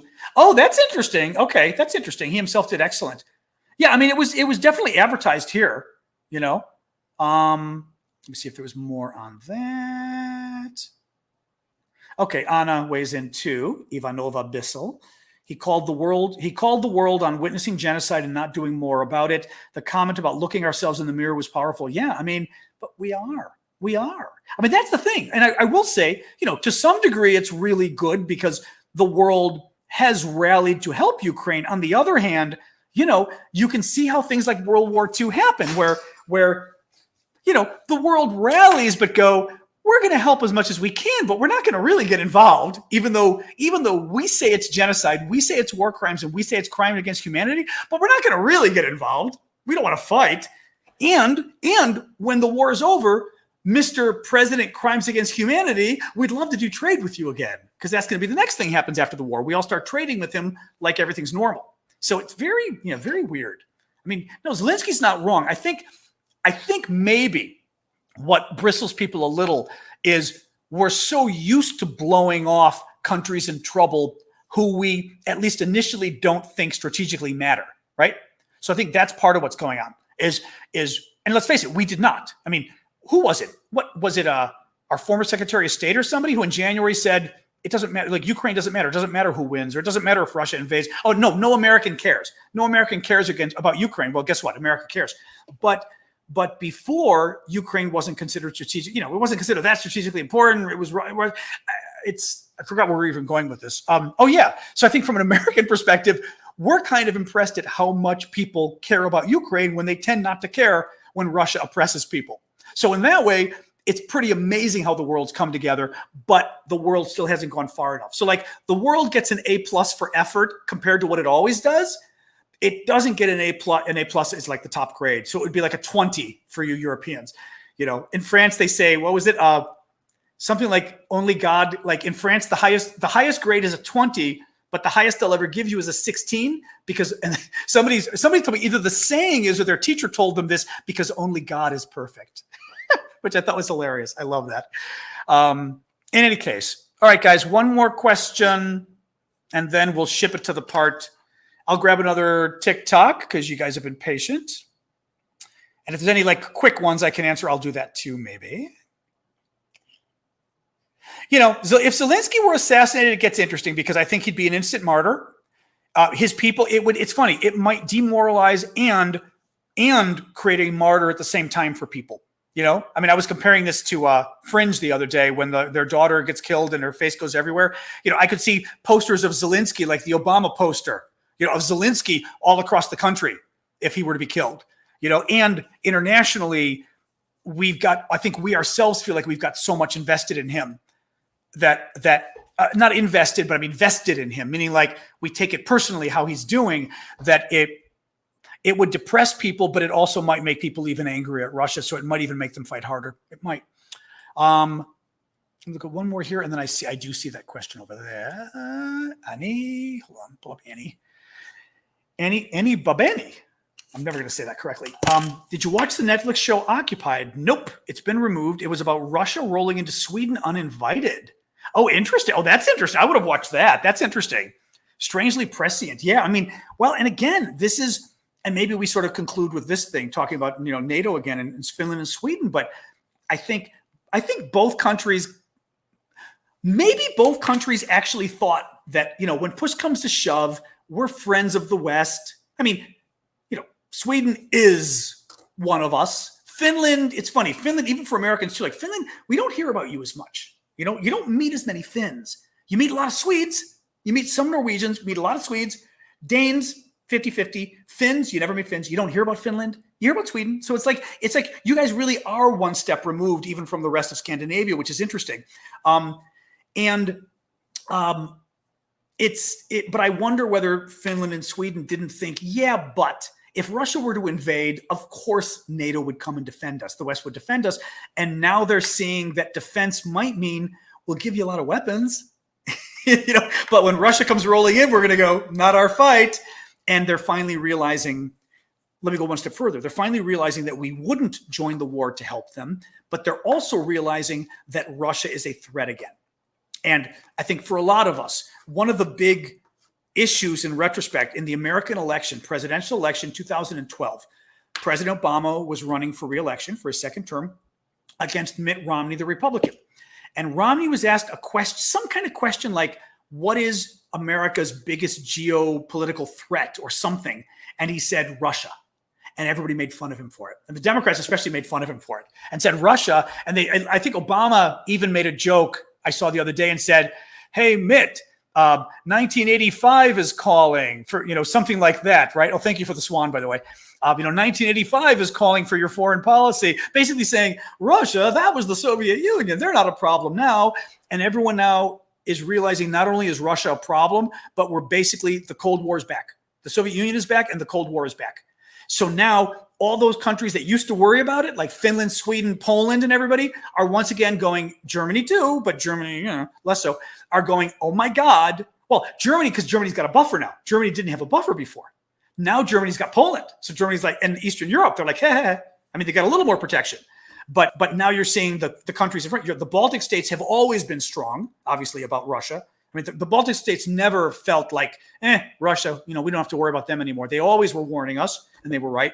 Poland, obviously, very strong. But in any case, yeah, I wouldn't be surprised if that's part of what's going on now with Sweden and Finland, that they're kind of going, oh, God, this really is a bigger threat. Shannon, thank you for that. All right, guys, I am going to, unless I missed a question, I'm going to call it quits on the questions. Usually we hang out for another 15 minutes or so and just talk amongst ourselves about anything that isn't super duper political. So, I mean, you can try to pose the political questions, but I'm not going to answer them because it's been an hour and 20 and I try to like relax a little, but we hang and talk. And if my dog gets up and makes an appearance, I show her as well. It rained earlier for an hour this afternoon, which of course means we had panic in the house. So I got her calmed. She's better now. So she's resting now after an hour of panic. Yeah, I think I don't know where. Hard to tell where she is, but yeah, she's sleeping somewhere. Oh, but yeah, that's interesting. I mean, I'm not going to sort of get into it much more, but I'll just put Nicolina's point. Nicolina Olofsson, Sweden has always been afraid of the Russians. We just think we would get more support from NATO. Maybe that's it. Maybe that's it, though. That's what I was thinking. Like, and now Sweden is going, oh my God, what if? Oh, thank you guys. I appreciate it. Somebody just thanked me. Whoever thanked me for the lives on TikTok. I appreciate it. I do look, but I'm always looking back and forth at both screens. I've got YouTube down there and you guys are there at TikTok. I wonder whether Sweden is having a bit of an epiphany going, what if we're Ukraine? What if they'd support us, but now we realize support might be weapons and it might not be military. Like basically America and NATO might not draw the line and say, Russia, you better not invade Sweden. Maybe, so that's the interesting question. From everything I'm seeing, people do think Finland is closer, even though they think both are going to join, but Finland is closer than Sweden is, but who knows? We'll see. I think we just got a little thank you from Elmo. Thank everyone in the YouTube on the YouTube family for checking me from last night. I'm all safe. Oh, the tornado. That's right. It touched down 4 miles away. Wow. I forgot. That's right. I forgot at one point I saw somebody saying there was a tornado watch or tornado warning or something, but I was in the middle of something else. Sorry about that. Wow, that's scary. 4 miles. Yikes. Thank you. I've got to put on my glasses so I can see who's thanking me, but thank you guys. My hair. I know. Yeah, my hair's getting cut off though. It's driving me crazy. People with big curly hair, everyone else likes it. For us, it's like, especially a day like today when it rains. Everybody else likes it though, which is good. So that's a good thing, but it drives me nuts. It's always kind of nicer to have it cut off in its own funny way. Oh, did it? The storms were heavy here in our area of DC. Did the sky get green? I didn't see that. Ooh, that's bad. Oh, there you are. You're back. Oh, thank you. You're back. Well, the funny part is, Famous in a Few was blocked the other day. And, who knows why? I mean, I think I explained to him or her too, it's really hard when you're a moderator. I mean, I've been moderating forums for 25 years now. And it's very hard when you're a moderator to figure out, like in this case, who's a Russian, like literally who's a Russian troll, like who is being paid to come here and just cause havoc. It's hard to know who might be a far left or far right or anarchist jerk who's just coming to be a jerk just because they're jerks. And this is how they get their kicks online. It's hard to tell who's having a bad day that night and who's just maybe arguing. One thing I was saying, we had one woman on TikTok was telling me that we were talking about Putin and she said he's an idiot or something. And we think one of the moderators thought she was talking about me and she got blocked, which is understandable though. I mean, I get it. So it's very hard. But anyway, yeah, Famous. I let Famous back in because we didn't seem to come up with any obvious reason why he was banned. So be good, Famous. As I tell everybody we let back in, don't be Russian, please. I mean, you could be Russian as long as you're like normal Russian and you just are here to learn and discuss. I would welcome a Russian coming in to discuss. That would be fine, Oh, thank you, Mosaic. Yeah, the occupied. Yeah, God, I forgot about that video. Yeah, that was. I'm trying to remember. Is that the same one that we did with whatchamacallit news? What's it called? That the site that does kind of the cool news stuff. I'm already forgetting what it's called. I think it might have been a combination thing we did with them. I don't remember. In any case, yeah. Thank you. Yeah, Jim Jordan. Boy, he's a trip. Yeah. But yes, thank you, Famous. I'm glad we figured it out. But yeah, the funny part was you actually were towards the top. The first time I missed you entirely, and I said today I'm giving it one more try, and you were like the 10th or 12th person banned. So I was like, okay, perfect, I can do this. No, I'm always happy to give people another chance because sometimes people just have a bad day. Sometimes it's hard to tell who's a bad person and who's not a bad person. I mean, because it is. If you're moderating, especially, actually, the worst part is like on TikTok when you get a lot of bad people coming in. It's hard to keep up with it, and it's really tough to tell who's who. So sometimes I have this on Twitter, like all of a sudden you'll have people just being, thank you for that, credilly maybe. Other people on Twitter, like sometimes people just want to swarm and be jerks. You get like 300 people being jerks. So you're like blocking just to get them out of your feed. And it's hard to tell. Sometimes somebody maybe is agreeing with the jerks, but they're not really being a jerk. They're just saying, oh, I do kind of agree though. Maybe you should have said that. And you don't realize that there's somebody you like that just might be disagreeing, and you think they're part of the swarm that somebody sent to be jerks. So anyway, it's moderating very hard, very hard. Given any thought to continuing the lives after the war? Yes, Tyson Ann. Oh, you're jumping back and forth. I did thought I saw you. I saw you. You did something on TikTok for that, whatever it was. Thank you. And thank you for the lights on TikTok. I did just see that. Yeah, I was talking to Marion and her family about that today. No, I'd like to continue these after the war. We'll have to figure out what it is. And maybe I stick to like an hour or something just because, even this, I can't keep doing an hour and a half, an hour, 45 minutes. Even for us here, it's just going to burn me out. I mean, we'll see. I may have to try to keep it more to an hour and then maybe we hang out 15 minutes like this or something. But I've got to, I missed a question. I'll pull it up. But yeah, I want to continue it afterwards. We're going to figure out what it is. I mean, I'm going to figure out what it is. I'm not sure, like how to do this, because I think it's a little easier. Thank you. I think you're awesome too on TikTok. It's easier to do objective news when we're all something we agree with, because in a way it's objective, but it's not objective, right? Because we all agree. So it's not objective would be, well, Russia said this, but Ukraine said this. We all know Russia's lying, and we all know there's a good guy and a bad guy in this fight. It's just, there's no question. So it's not really objective, the news I'm giving you in that sense, right? But I am trying to be fair, and I am trying to tell you when I think Biden's doing something right, when he's doing something wrong, and to be fair in that way. I don't even know how to describe it, but you get it. Whereas doing like news overall, international news would work. Domestic American news gets kind of hard, because I think like I'm still trying to figure out how to do it. Like if we do these, but I'm not sure how to do it in a way that can juggle the left and the right in a way that we bring people together more, which is what we've done on Ukraine, which I think is great. So this would be, I'm sorry. So the question from Shannon Cart, did you see the video of the UK soldier with a bullet in his heart? Well, no, I don't know if we're talking about the same things. There is a UK soldier, because I think Harvey brought it up, or somebody did. There was a UK soldier that volunteered for the Ukrainians, and he was actually a member of the Ukrainian army or whatever, who was captured, I think, in Mariupol. And I just saw a picture of him today. I don't know whether he had a bullet in his heart or something else, or I don't know what. So I don't know, is that the same? I mean, Shannon, feel free. You don't have to buy a question. Oh, I'm sorry. You're good. You are weighing in. Let me see what you were writing here, Shannon. He walked 2 miles. But is it the same guy? Yeah, Shannon, let me know. Was it the same guy? The same guy I'm thinking of, where he was just captured or surrendered or whatever in Mariupol? By UK doctor. Oh, by UK doctors. Oh, so how did he get out though? Or is this not associated with Ukraine at all? I'll have to Google and see. I'm lost as to whether this was a Ukraine story, or you guys are just saying this was a general story of a UK soldier that somehow got a bullet in his heart. Wow. I know nothing about this. Oh, there were UK doctors in Ukraine. Oh, he wasn't UK. He was Ukrainian. Oh, I'm seeing UK, you goofballs. Oh, no, you're saying yes, UK soldier. Yeah, she's saying yes, it was a UK soldier. Yeah. Yeah. No, Shannon is saying, no, Shannon's saying yes, a UK soldier. Yeah, Ukrainian, easier to say UKR. But again, I think she means UK. UKR for Ukrainian. Wait, so Shannon, which one is it again? You're confusing us. Well, UA drives me nuts. I have seen it. I never know what UA means when I see it here. I'm always looking going UA. We don't use that abbreviation. We don't use abbreviations for countries, period, here in the US.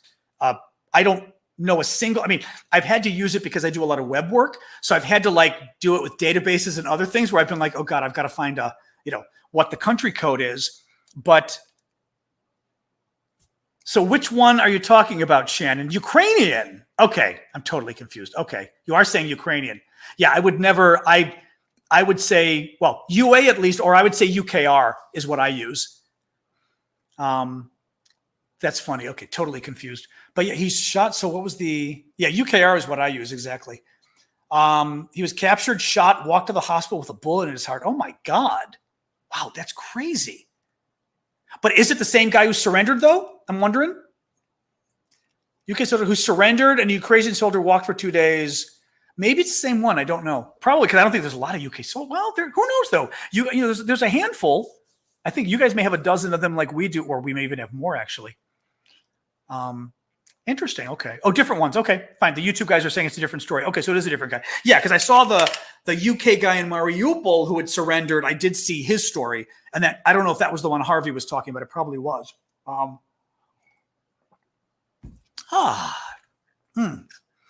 Bandera history. Okay. Well, yeah, exactly. We do US, but we don't. It is true though. We do but we say UK. We'll say UK. Although UK might be more of a political science abbreviation. Like my mom wouldn't say UK, I think. My mom would probably say England.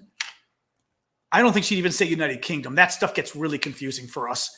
She'd probably say England is my guess. I'd have to ask her what she'd say. She'd probably say England, I'm guessing.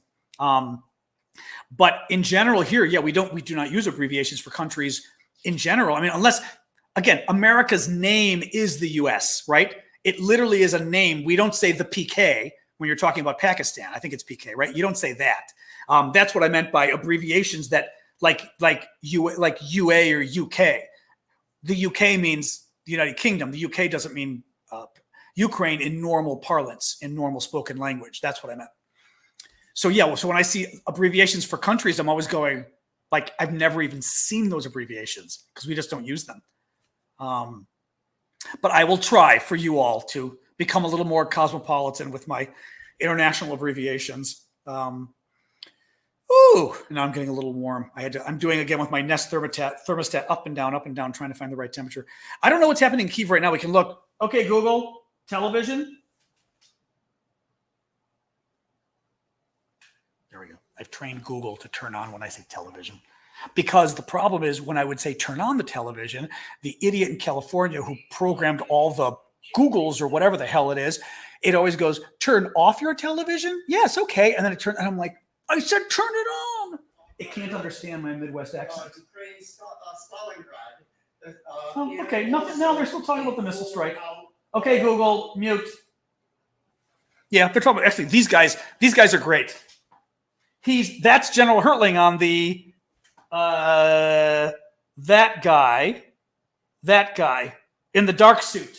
The guy in the black suit on one side is the general I keep telling you guys about, General Hertling, who's the former American general who's really good. The other guy, Zweck, in the brown suit is also very good. But Hertling, I just love him. He's a fascinating guy and very good at this stuff. But no, they're simply saying that the U.S., I heard about this before I came on, that the U.S. is saying that the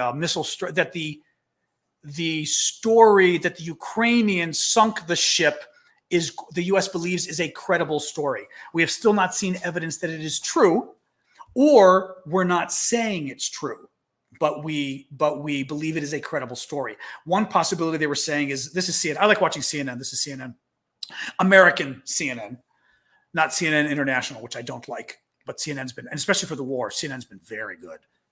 I've always liked CNN anyway. I mean, but as the 24-hour channels go, but they're very good on this stuff. Yeah. CNN's what I watch. Yeah, always. I mean, and then I read the Washington Post, I read the New York Times, I read the Wall Street Journal.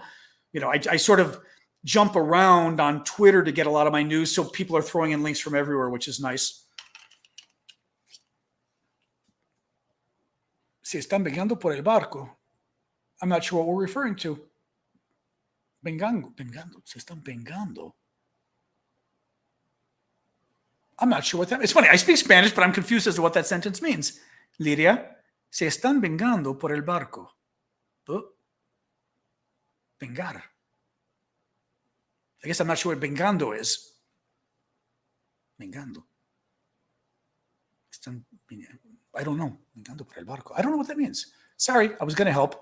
I do speak Spanish, but I just got confused. Of course, the one sentence confused me, so now I look like an idiot in Spanish because I have no idea what Lydia was saying. Oh, wait, vengando, what does it mean? Oh, revenge. Ah, revenge. Ah, okay, se están vengando por el barco. Sí, exactly. Yeah, exactly. Claro, exacto. Yes, exactly. Oh, that's what I said earlier. That's exactly what I said. Yeah, I said I think they're attacking the cities. Well, okay, the boat was attacked. I'm calling it a boat. Sorry. The boat was attacked because it was the boat that did the Russian warship go F yourself, and because it was the biggest, most important boat the Russians had in the war. So, or ship. So it's both of those reasons. But I said that I thought the Russians were attacking. No, well, I'll tell you about Argentina in a second. That I thought the Russians were attacking because they were pissed off, and Putin was so pissed about the boat sinking that he told them, you blew that country to pieces. I do speak Spanish. I had studied Spanish. Bueno, estudié español 12 años en la escuela. Comencé cuando estuvo en el quinto clase, ¿cómo se dice? Fifth year, no sé cómo se dice. Bueno, cuando tenía 10 años. Y bueno, estudié para 12 años por todo la universidad y todo. Y finalmente, cuando estaba en Georgetown para hacer el graduate school, o la escuela graduada, no sé si se dice, después de la universidad, hice un, ¿cómo se dice? Internship. I know this. It's a stage in French. I don't know what it is in Spanish, internship en Argentina. Y finalmente en Argentina aprendí a hablar español. Bueno, digamos, aprendí. I knew Spanish before, but to actually speak it, I learned in Argentina, and that accent really stuck in my head. So, fijar. I like the word fijar. Fijo en la cabeza or en la gorda. What do you say? The throat, or la gola. I don't know. But the Argentine accent really stuck because that's where I finally learned. And I was working at our embassy for 2 months in English in the embassy, but I had to do a lot of interviews with Argentines in Spanish, so I really picked it up fast, having studied it. It was fun. But if I'm nervous speaking Spanish, garganta, if I'm nervous speaking Spanish, my Argentine accent comes out. Like with you guys, it's 50-50. But if all of a sudden somebody out of nowhere speaks, I've had it happen in the corner, like, oh, señor, do you know where this building is? I'm like, oh, sí, está por al lado. All of a sudden I'm like, it's like Argentino. It's funny. Yeah. I love Spanish. I've always loved Spanish. And I love the accent. Although we also learned very much of a Mexican accent here as Americans. We do not learn Castilian Spanish. We learn Latin American Spanish. The theta. I laugh when I hear the theta. It sounds goofy to me. We pretty much learn Mexican, whatever. Not Mexican, you know what I mean? Like, it's not like, hola, no aprendemos de hablar español como mexicano. I'm being funny, but we certainly learn you guys versus the Spanish in that sense. But I've always loved Spanish. Yeah. French too. I love all of them. I speak French, I speak Spanish. My Italian was very good. It's rustier now.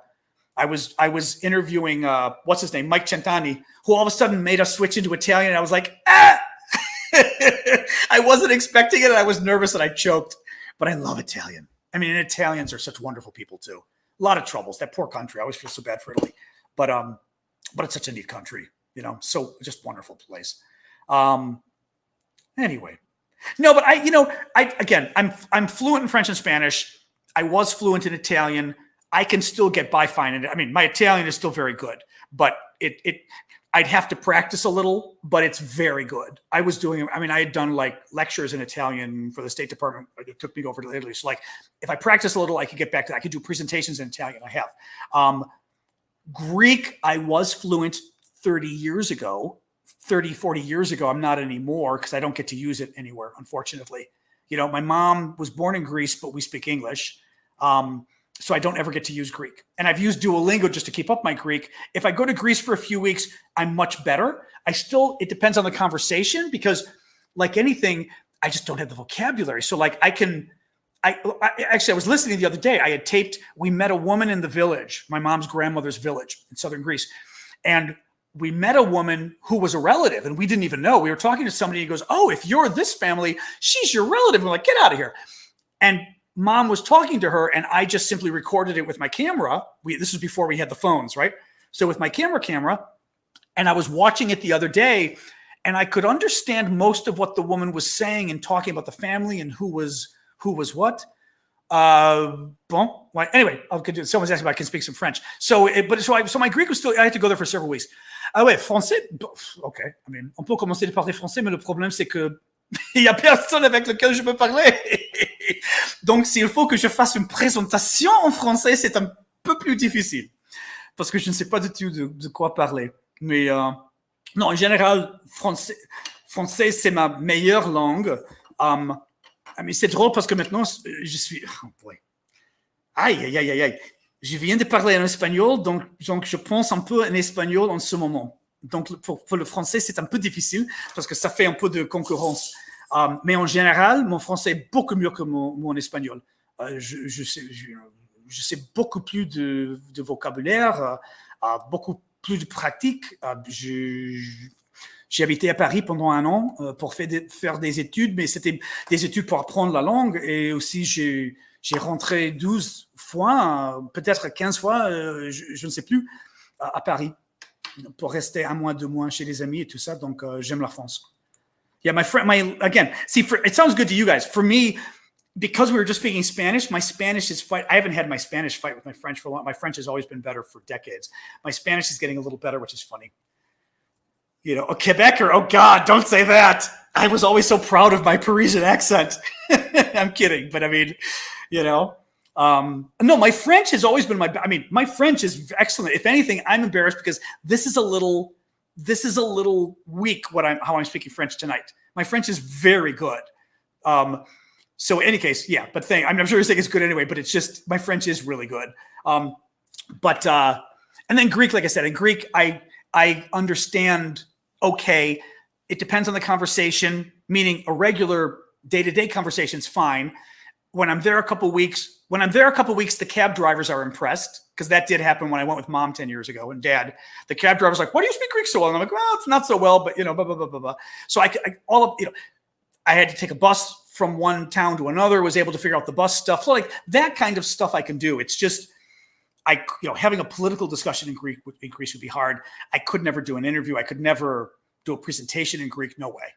You know, whereas the other languages, absolutely. Italian, I would have to practice for a week and I could do the presentation in Italian, but I haven't spoken Italian in a while. So I'd have to sort of get in that mindset again. I love languages.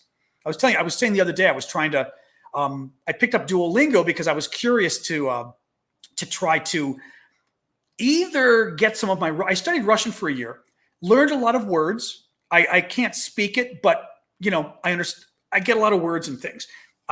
But I was considering trying to pick up Russian again with Duolingo, and then thought it would be fun to try to pick up Ukrainian. So I did do the Ukrainian just for fun. I picked up the Ukrainian side and put the button that said, "I know a little" or something. And surprisingly, I was getting a lot right from the Russian, but also because Duolingo kind of, you can kind of tell. Like it picks words where you're like, okay, that word isn't that word. So this has to be the word for soup or something because the other ones aren't. What I don't like is so much of Ukrainian is so different from Russian that it's just like, some of the words are close, but they're still like, I remember I live in DC. Yeah. Like, in Russian, I mean, I know in Russian, Umenya Zavut Vanya or whatever. My name is John. Or was it Kak Vas Zavut or Kak Tibied Zavut or something like that? But it's something like Zvatu in Ukrainian instead of Zavut, Zvatu. And instead of like, Umenya Zavut or Uvas Zavut or whatever, it's Yak. No, if it's for me, Umenya Zavut, it's like Yak Zvatu, like Yak for my. It's crazy stuff. And I was looking going, oh my God, this is going to so screw me up. I'm going to learn entirely. My basic Russian that I've got is going to get entirely screwed up with Ukrainian. But I did think that would be funny too, because imagine talking to a Russian and using Ukrainian. That would be like the ultimate, which I would enjoy. Thanks, Dharma. Appreciate it. Well, quinto año. Okay. Yeah. Thank you for weighing it. Quinto año, fifth year. Yeah. Well, see, because in English, we'd say fifth grade. And I was thinking in Greece, we'd say taxi. Although taxi could be class too, I guess. But yeah, I was thinking grade, but I wasn't thinking year. Yeah, fifth year. Sí, el quinto año de la escuela primaria, maybe you'd say. Yeah, something like that. No, I love languages. They're fun. I've always loved languages. Quinto grado. What's a grado? See, when I hear grado, I think of a grade like the percentage of a road going up or down, the grade in English. You know what I mean? A grado. But anyway, all right, guys, it's 8:47. We're hitting that hour and 50-minute thing again. I'm going to sign off. I always tell the gracias. I try. I do a lot. No, I love speaking Spanish. Me encanta hablar español. Someday, again, I want to try. I haven't traveled in a while. All right, I'm saying goodbye to TikTok because there's always a little bit of a delay with you guys. So this way, I'm saying goodbye now. So when I finally cut off, you'll know I have said goodbye, but it'll still cut you off mid-sentence because that's what it does, apparently. Thank you for everything. Gracias por todo. A ustedes también. Todos los regalos y las preguntas y, what would you say? Su presencia, si se dicen? Oh, that's the other thing, too. We never learned the vos for vosotros. Although I did learn the vos for Argentines, which was funny. That was always kind of fun, like vos tenés and all that. I got a kick out of that. That was kind of fun, actually. So, yes, thank you, TikTok folks. YouTubers, I'm going to say goodbye to you guys too because you're at least quicker, more caught up than the TikTok is always slow. I'm going to go, get some chocolate or something, watch some TV and chill since they're not really updating Ukraine. I mean, I'll look at my Twitter feed to see what's really going on with Ukraine right now. And then tomorrow, Friday night, we'll do 7 p.m. US again. 7 p.m. Washington time. Saturday I'm around. We'll probably do 1 or 2 o'clock. Gracias, Brian. We'll probably do 1 o'clock or so Eastern time, US, 2 o'clock, whatever.